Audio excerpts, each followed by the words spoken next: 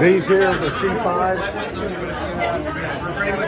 This is what we went overseas in.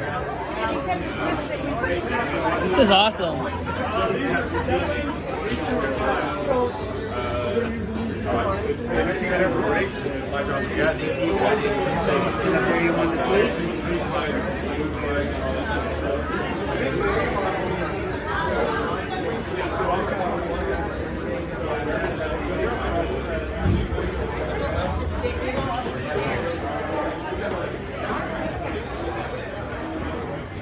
Wait, so was this used for like vehicle transport and stuff? Oh yeah, they had, and the amount of airmen that can get in these things because everything drops I didn't down.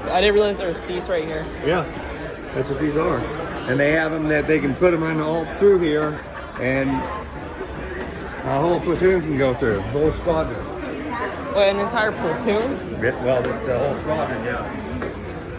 But let's take a look from one end to the other.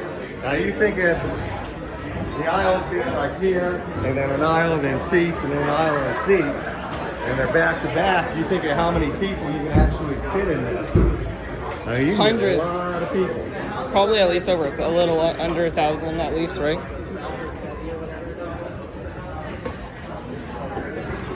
Hey, Grandpa, if I jump off this thing right now, would I be considered a paratrooper?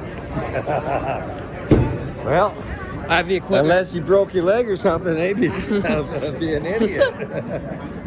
But look at the size of that. Look at those engines.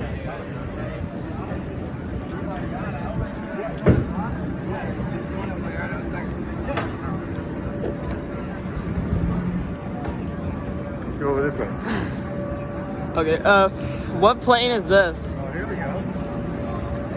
Grandpa, you were in the military. What plane is this? C-5. An AC-5?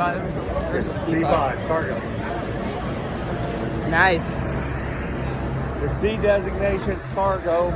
The F designation's a fighter.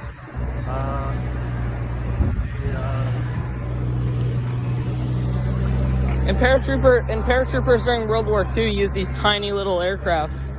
Well, not really tiny, but they used these way smaller aircraft. And then they have the reconnaissance. The